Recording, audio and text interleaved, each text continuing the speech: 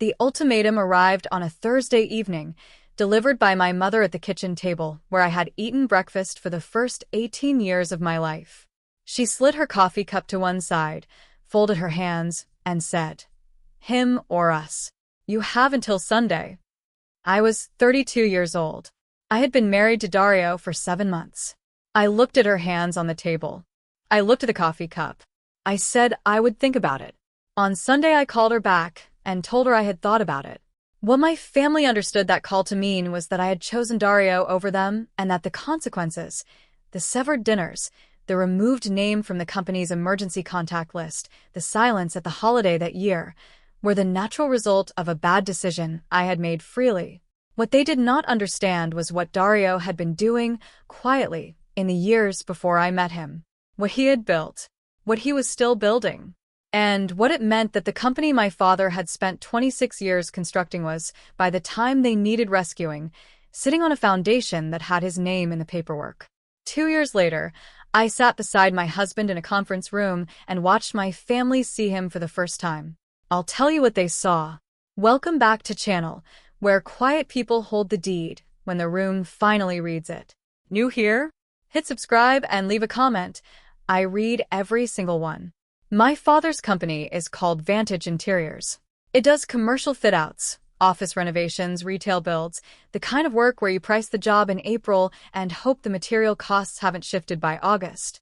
He started it in his late 30s with a business partner named Russell, who left after 4 years, taking a portion of the client list and most of the goodwill in the Eastern Corridor, and my father rebuilt it from the narrowed base that remained, which is the version of the story he tells at industry dinners when he wants people to understand that he is someone who does not stay down. By the time I was in my mid-20s, Vantage had 12 full-time staff, a portfolio of repeat commercial clients in the medical and professional services sectors, and a reputation for finishing on time at the cost of occasional shortcuts that my father described as value engineering, and that the people who'd been on the receiving end of them sometimes described differently.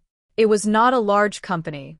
It was a stable one, and stability had been, for my father, the primary achievement of his adult life. The thing he'd built after the Russell departure, the thing he was proudest of, the thing he introduced himself with at parties. I grew up understanding that Vantage was the family's center of gravity. My mother kept the books for the first decade, before they could afford a bookkeeper. My older brother Patrice joined the company at 24 as a project manager and was still there at 31, managing the larger fit-out jobs and negotiating the supplier contracts. The expectation, unspoken but structural, was that the company was the family's shared project and that everyone with the last name Farrand contributed to it in some form. I had not joined the company. I had studied urban planning, then taken a graduate qualification in commercial property valuation, and I worked for a mid-sized firm called Cassidy Partners that assessed commercial properties for acquisition, development, and financing purposes. I was good at it. Good at reading what a building was actually worth versus what it was being presented as worth. Good at finding the document that clarified the picture when the picture was unclear. My father considered my work adjacent enough to his that he occasionally asked my opinion on supplier terms or lease negotiations, and I gave it honestly, which occasionally meant telling him things he didn't want to hear, which occasionally created friction that we had both learned to manage by not discussing it further. My family, in the way of families that have a shared project at their center, had strong opinions about the people in each other's lives. My brother Patrice's wife Gemma had been approved efficiently. She was organized. She understood the company's rhythms. She attended the Christmas party and asked the right questions of the right clients. My cousin Isabel had married a man named Trevor, who was in insurance and who my father found, after a 2-year assessment period, acceptable.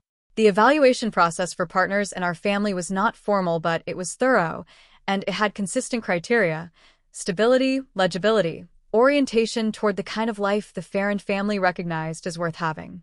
Dario did not meet those criteria by their assessment. I want to tell you about my anchor before I tell you about Dario, because she's part of why the ending went the way it did.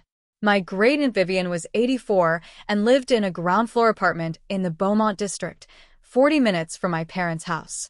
She had been a legal secretary for 31 years, first at a family law firm and then at a commercial conveyancing practice, and she had retained, in her 80s, the particular habit of reading documents completely before forming an opinion about them.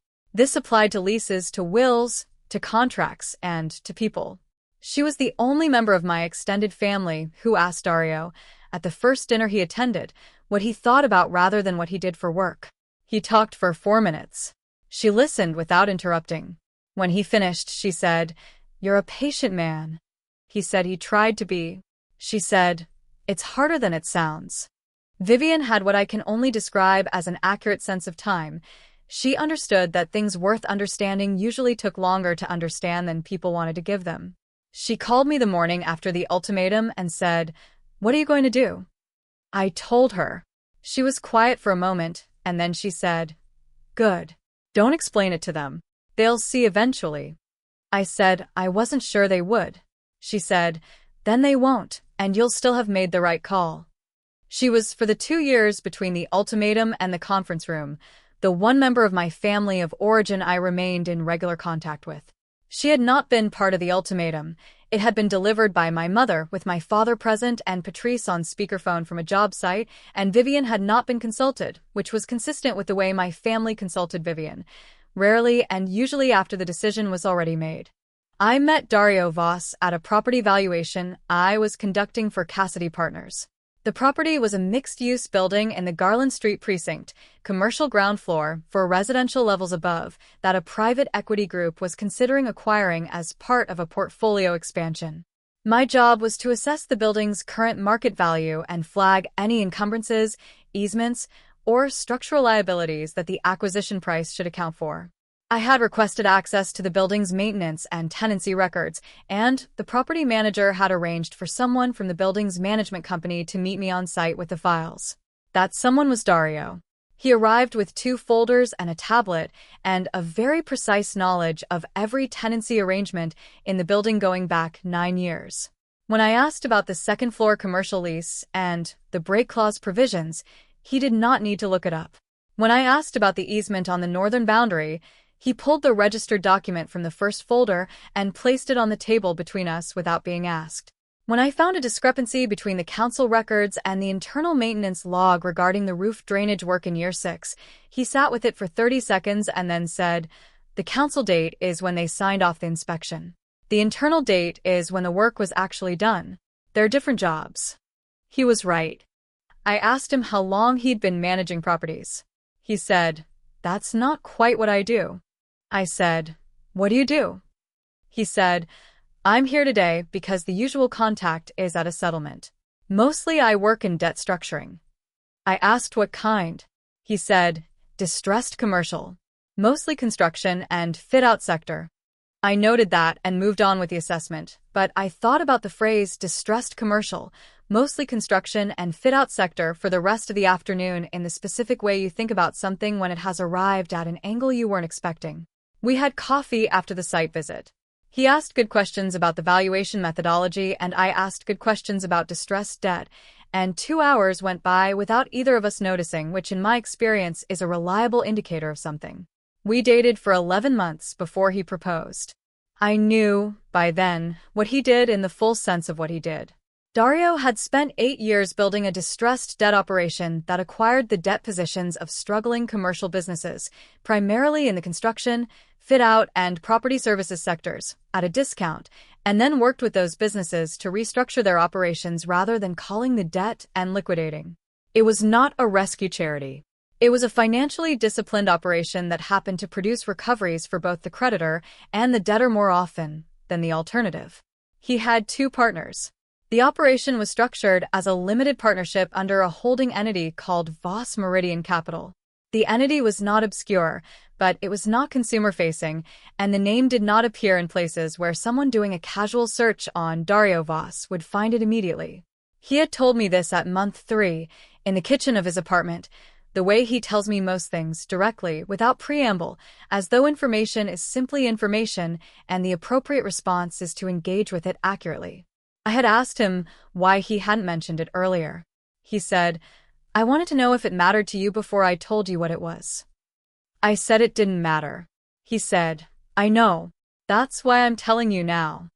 I told him about my family's company, about Vantage Interiors, about its position in the commercial fit-out sector, about its 12 staff and its repeat client base and the Russell departure, and my father's reconstruction of it. I told him the way I was telling him, because I was, by that point, telling him most things. He listened without interrupting. When I finished, he said, "How's their leverage?" I said I didn't know the current numbers. He said, "Construction and fit-out has been getting compressed on margins since Q3 last year. If they're carrying supplier debt above their receivables cycle, they'll feel it in about 18 months. I said I would keep that in mind. He said, "I'm not suggesting anything. Just, it's a vulnerable sector right now." I did keep it in mind. I kept it in the back of my mind, specifically, where you keep things you hope will not become relevant. The ultimatum was a Sunday ultimatum delivered on a Thursday, with a Thursday to Sunday window that my mother had clearly considered to be generous. The occasion for it was a dinner at my parents' house, the monthly family dinner that had been, for most of my adult life, a fixture of the first weekend of the month. Dario had attended 3 of these dinners by that point. He had been, at each of them, what he always is, quiet in the way that is attentive rather than withdrawn, precise when asked questions, uninterested in performing either deference or confidence. He did not try to charm my father. He did not try to impress Patrice. He answered questions directly and asked questions that showed he had been listening to the previous answer, which is not a common skill, and which my family interpreted, I think, as a kind of blankness. My father's assessment, delivered to my mother and communicated to me through her, was that Dario lacked ambition in the legible form. My brother Patrice's assessment, delivered directly to me at the 3rd dinner while we were in the kitchen getting more wine, was, "He doesn't add anything, Nadia. He just sits there." I said I found that restful. Patrice looked at me with the expression of someone who has decided that a conversation is not going to be productive and has preemptively ended it. The 3rd dinner was in month 7 of our marriage. We had married small, a registrar's office, 8 people, lunch afterward at a restaurant we both liked. My family had been invited. They had come, with the careful attendance of people performing an obligation rather than celebrating an occasion, and my mother had cried in a way that was not entirely about happiness. My father had shaken Dario's hand with the grip of someone concluding a transaction they are not certain they endorse. By the 3rd dinner, the assessment had crystallized. Dario was not what my family wanted for me, and the dinner table was not, it turned out, long enough to contain both that conclusion and ongoing civility. My mother waited until Dario had gone to the bathroom, that specific, particular timing, and said, with the directness she uses when she has prepared a statement in advance, "We need to talk about where this is going." I said we were married, so it was going where marriages go. She said, "Nadia, your father and I have talked about this at length, and Patrice agrees. We don't think this is the right fit for you or for this family." I said I disagreed. She said, "He doesn't understand what we've built. He doesn't engage with it. He sits at our table, and he's somewhere else." I said he was present at the table every time he'd been there. She said, "You know what I mean." Dario came back from the bathroom. The conversation paused with the specific suspended quality of a conversation that has been paused for a reason, and that everyone in the room knows has been paused for a reason. We finished dinner. We drove home. I told him, in the car, what she had said. He looked at the road. He said, "What are you going to do?" I said, "I didn't know yet." He said, "Take your time. I'm not going anywhere." 4 days later, my mother called and delivered the formalized version. Him or us until Sunday. On Sunday morning, I sat at the table in our apartment and looked at the street outside for about 20 minutes. Then I called her and said I had made my decision. She said she was sorry to hear it. I said I understood. She said the door wasn't permanently closed, which is what people say when they want to believe the door isn't permanently closed and are not yet ready to examine that belief closely. I called Vivian afterward. She said, "Good. Now don't contact them again until they contact you." I said, "What if they don't?" She said, "Then you'll have your answer about what the ultimatum was actually about." I thought about that for a long time. The silence lasted 4 months, which was longer than I expected and shorter than I'd prepared for. My mother broke it. A brief text, asking if I was well. I replied that I was. The exchange was 7 messages over 2 days and established nothing except that the channel was open. My father did not contact me. Patrice sent me a link to an article about commercial property valuation that he thought I'd find interesting, which was, in his language, an olive branch. I read the article and sent back 2 sentences about it. We did not talk about anything else. Over the following 18 months, the contact settled into a pattern. Occasional, functional, carefully bounded. My parents' Christmas party, which I attended without Dario because the invitation had not included him by name and I did not push it. A family lunch in spring, which Dario attended because I had included him in my response to the invitation and my mother had not objected in time. That lunch was the last time my immediate family and Dario were in the same room before the conference room. At work, during those 18 months, I had been assigned progressively more complex valuation projects. I was, by then, handling the firm's larger distressed asset assessments, which required understanding not just what a property was worth, but what the debt structure around it looked like and who was holding what position. This work overlapped, in its methodology, with what Dario did, and we talked about it at dinner in the evenings in the way that people talk about their work when their work is interesting and they have someone at home who finds it interesting too. Dario mentioned Vantage Interiors once during that period in passing. We were talking about the fit-out sector generally, and he said the margin compression he'd flagged at month 3 of our relationship had developed roughly as he'd expected, and that several mid-sized operators in our city had hit liquidity problems in the preceding 6 months. He said it neutrally, as a sector observation. I asked if Vantage was on his radar. He said, "Not professionally, but I've been watching the sector."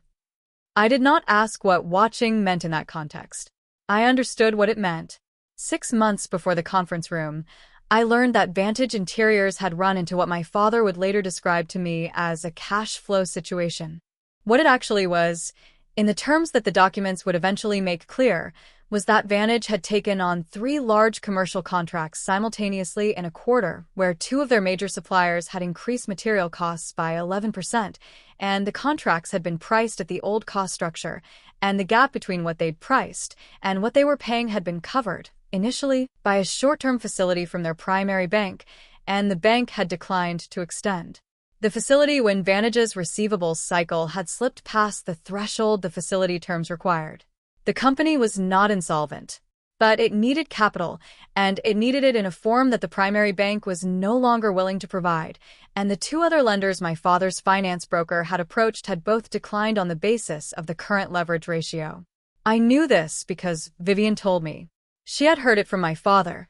He had called her, because she was the person he called when he needed to say something he could not say to my mother, and she had called me the same evening and said, "Your father's company is in trouble. He's looking for a lender. I think you should know." I said, "How much?" She said, "He mentioned $350,000, which was substantial relative to Vantage's size, but manageable if the right structure could be found." I said, "Okay." She said, "I imagine Dario knows the sector." I said, "He does." She said, "I'm not suggesting anything." I said, "I know." She said, "Good night, Nadia." She hung up. I sat with the information for 2 days. Then I told Dario. He was quiet for a moment. Then he said, "Do you want me to look at it?" I said I wanted him to tell me what he actually thought, not what I wanted to hear. He said, "I already know the sector position. If their receivables are as slow as the sector average has been, they probably need bridge capital structured as a debt facility rather than equity.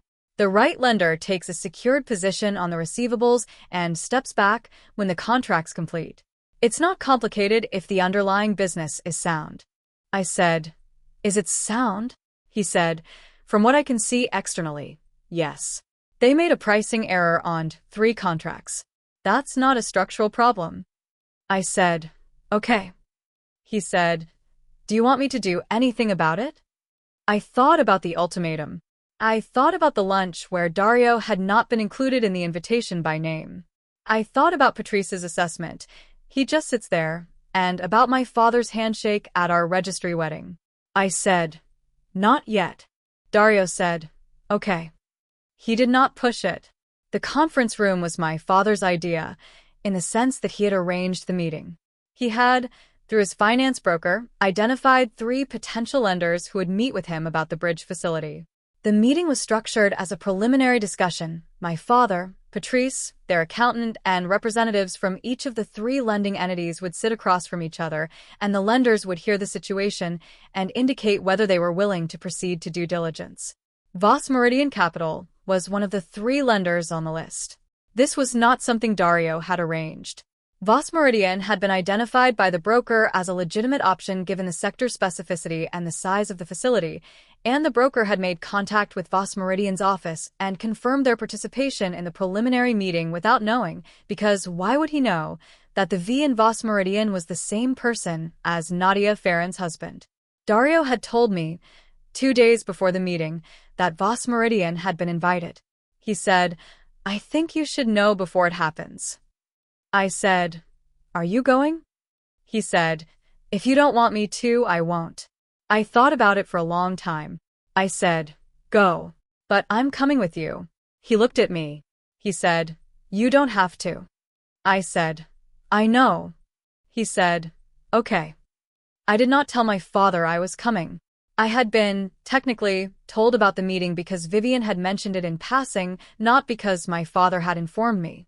There was no rule that said I couldn't attend as a spouse accompanying a business principal. It simply had not occurred to my father that the business principal from Voss Meridian would walk in with his daughter. The conference room was at the offices of Vantage's accountant, a firm called Hewson, and lie on the 14th floor of a building in the central business district. The room had a long table, 8 chairs, and a window that looked out over the eastern part of the city. There were printed folders at each seat containing Vantage's financials and the summary terms the broker had circulated in advance. We arrived 3 minutes before the meeting was scheduled to begin. The room was already occupied. My father at the head of the table, Patrice to his left, their accountant at the far end with a laptop. 2 representatives from one of the other lending entities were already seated on the window side. My father looked up when the door opened. He saw me first. His expression moved, a brief, rapid adjustment, the look of a man encountering an unexpected variable and not yet having a category for it. Then he looked at the man beside me. He looked at Dario. He looked back at me. He looked at the folder in front of him, which had the Voss Meridian name on the cover sheet. Something in his face went very still. Not pale, exactly, more a specific draining of the operational confidence that is usually his default expression, as though the calculation he was running had returned a number he had not planned for, and he was verifying the inputs before he allowed himself to respond to the output. Patrice, beside him, had not yet looked up. He was reading something on his phone. My father said nothing. The silence in the room lasted long enough that Patrice looked up to see what had caused it. Patrice looked at me. He looked at Dario. He looked at the folder. His mouth opened slightly, and then closed again. He set his phone face down on the table. Dario said, "Good morning. I'm Dario Voss. This is my wife." He said it the way he says most things.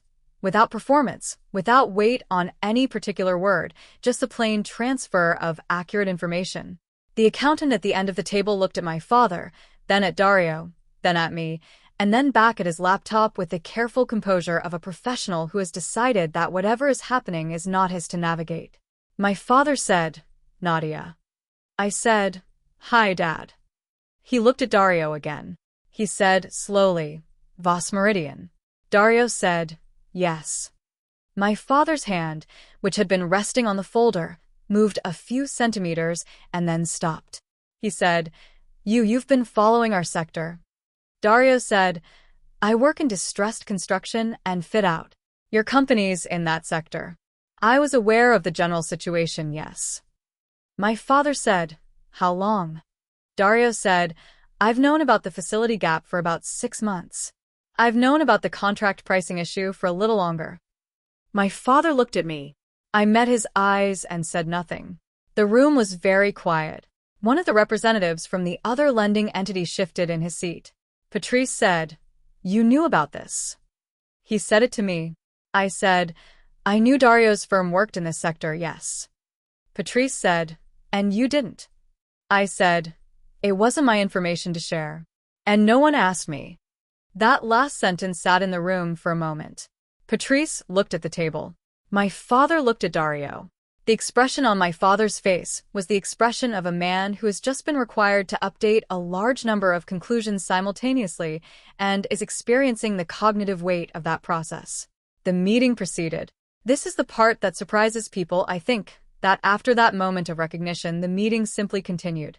Because there was a business problem that needed to be addressed, and 4 professionals at a table whose job it was to address it, and the personal dimensions of the situation were not, in the next 90 minutes, the relevant dimensions. Dario's presentation of Voss Meridian's terms was precise and patient.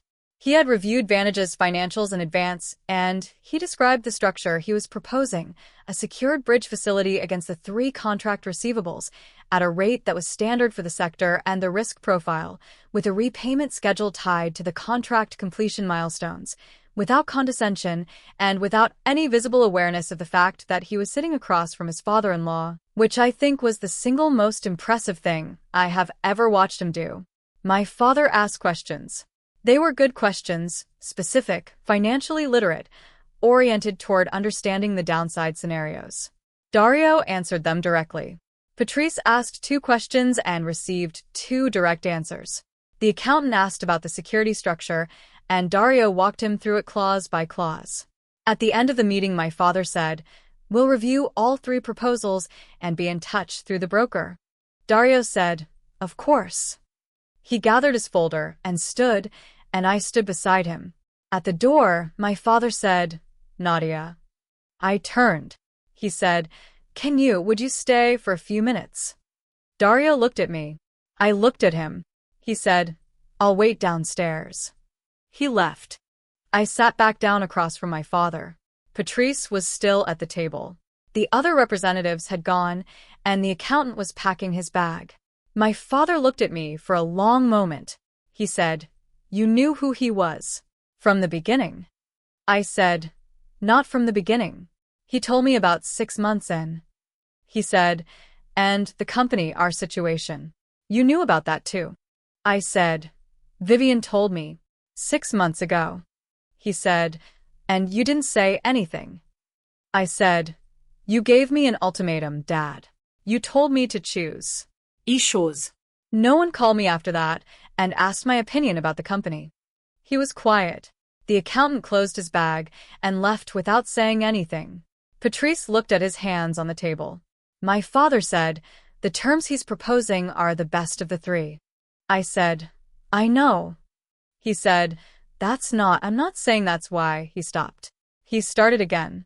He said, "I made a judgment about him." I said, "You made a judgment about both of us?" He said, "Yes." Another silence. Patrice said, without looking up, "The terms are better than the bank offered 6 months ago." It was not directed at anyone specifically. It was the observation of someone recalibrating a position who wants it known that the recalibration is proceeding. My father said, "I would like to. I think we should talk Properly. outside of this." I said, "Call me when you're ready." He said, "Okay." He looked at the table. Something in his shoulders had changed, not collapsed, not broken, but settled lower than they usually sat, as though a structure that had been held in place by effort had, for a moment, been allowed to rest. I left. Dario was in the lobby, reading something on his phone, and he looked up when I came out of the elevator and said, "Are you all right?" I said I was. He said, "Good. Let's get lunch." We went to a place 2 blocks away that we both liked, and we ate, and we talked about the meeting in the practical terms of what was likely to happen next, and we didn't discuss the personal dimensions of it, because we had discussed them thoroughly enough over the preceding 2 years, and there was nothing left to add. Vantage Interiors accepted Voss Meridian's terms 11 days after the meeting. My father called me the same day to tell me, which was not something the transaction required, and which meant he was doing it for a different reason. He said, "We've accepted Dario's proposal." I said I was glad it worked for them. He said, "It was the right structure." I said I thought it was too. He said, "I'd like to, your mother, and I would like to have you both for dinner. If that's something you're open to." I said I would ask Dario. Dario said, "Yes. Tell me when." The dinner happened 3 weeks later. It was, by any measure, an imperfect evening. There were silences that lasted longer than they should have, and my mother managed the table with the precise energy of someone preventing a collision rather than hosting a meal, and Patrice arrived 20 minutes late and spent the first half of dinner directing his conversation primarily toward the food. But it was a dinner that happened in our family home, with Dario at the table and no envelope in sight and no ultimatum pending, and that was a different thing from every dinner that had come before it. At the end of the evening, my father walked us to the door. He shook Dario's hand, not the transactional grip from the registry wedding, but a different pressure, slower, held a beat longer. He said, "I underestimated your sector knowledge."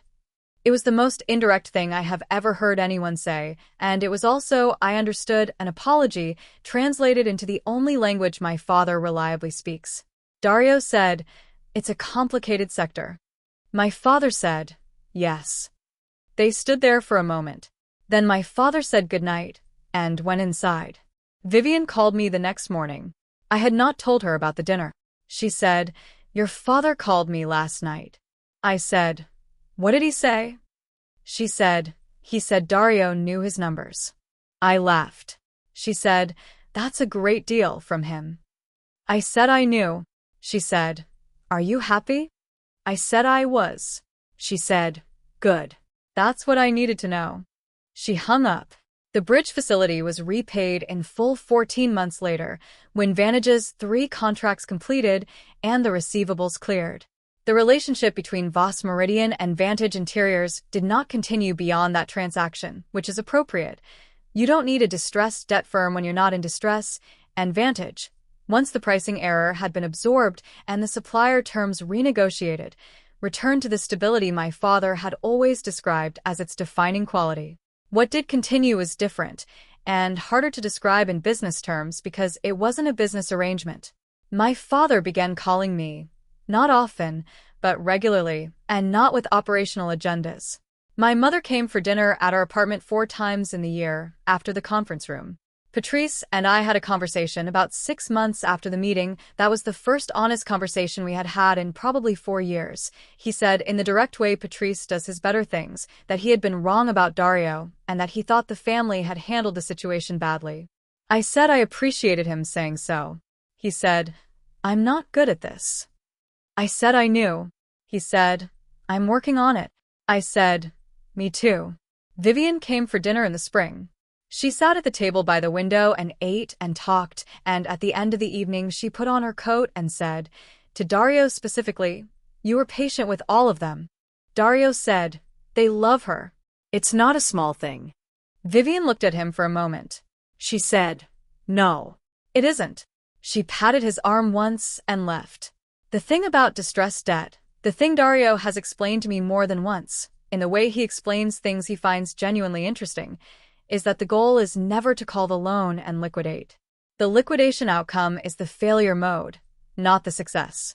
The success is the restructure.